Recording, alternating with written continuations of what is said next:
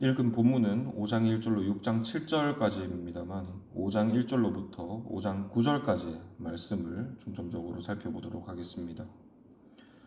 우리는 어제 새벽 묵상을 통해서 이스라엘이 가나안 땅으로 들어가는 이 사건에 담긴 상징적인 의미를 살펴보았습니다. 그 상징적인 의미란 세례를 통해 들어가는 하나님의 나라였는데요. 구약 성경에는 하나님 나라에 들어가는 또 하나의 중요한 상징적 예식이 있습니다. 그것은 바로 오늘의 본문에 기록된 할례입니다. 이런 측면에서 볼 때 오늘의 본문 역시 어제의 본문과 동일한 맥락에서 이해되어져야 함을 짐작할 수 있을 것입니다. 말인즉 본문에서 이스라엘이 행하는 할례 역시 하나님 나라에 들어가는 이 관문적인 의식으로 이해되어야 하리라는 것입니다. 그렇다면 하나님 나라에 들어가기 위해서 할례를 한다는 것이 구체적으로 무슨 의미가 있을까요? 오늘 이 할례 사건은 장차 들어갈 가나안 땅, 곧 하나님의 나라가 오직 은혜로만 살아가는 나라임을 우리에게 보여줍니다. 일전에 담임 목사님께서 설교로 다루어 주셨던 내용이기도 합니다. 할례는 기본적으로 이 사람의 생식기의 일부를 잘라내는 행위이죠. 이것은 후손에 대한 소망을 부정하는 행동이며 동시에 사람에게서부터 나는 구원을 부정하는 행동이기도 합니다.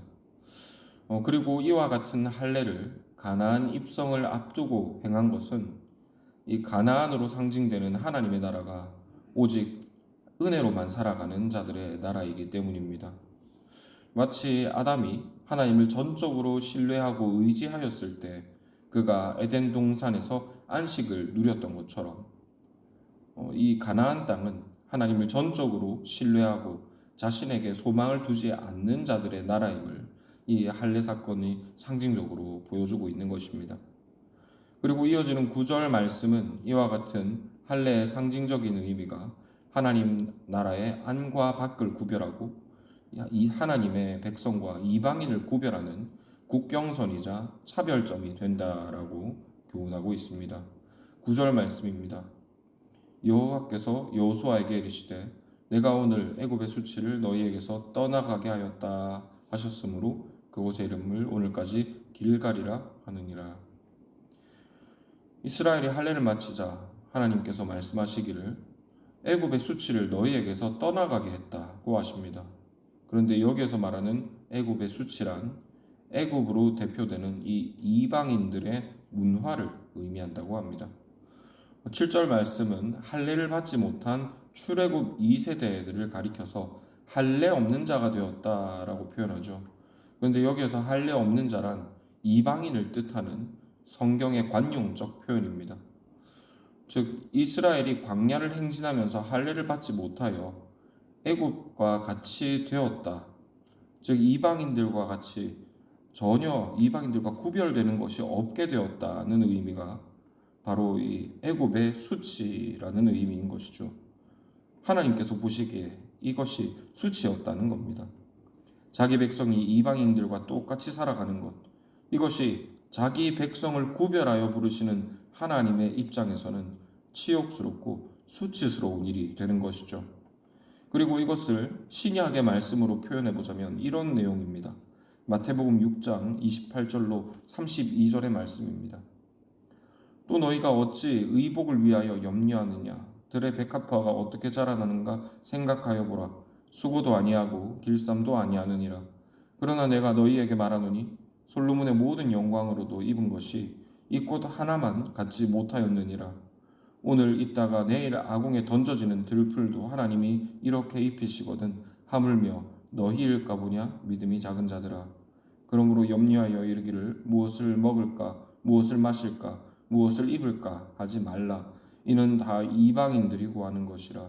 너희 하늘 아버지께서 이 모든 것이 너희에게 있어야 할 줄을 아시느니라. 주님은 제자들을 비롯하여 하나님 나라 백성들을 불러서 하나님 나라 백성들이 살아가는 법을 강설하셨습니다. 그리고 이 말씀에서 예수님은 자기 스스로 무엇을 먹고 살아갈지를 염려하는 것에 대하여 이방인이 구하는 것이다 라고 책망합니다. 자기 스스로를 의지하려는 이 태도가 여기에서 비롯되는 그 모든 삶의 방식들이 하나님 나라에 맞지 않다는 것입니다. 즉 하나님 나라는 하나님을 전적으로 신뢰하고 의지하며 살아가는 자들의 나라라는 것이죠. 이처럼 하나님의 나라는 할례라고 하는 관문을 통해서만 들어갑니다. 자신을 신뢰하지 않고 하나님을 의지하는 그 삶의 태도가 곧 하나님의 나라에 들어가는 관문이라는 것입니다. 그리고 예수님은 이와 같은 하나님 나라의 삶의 구체적인 모습을 이렇게 교훈하고 계십니다.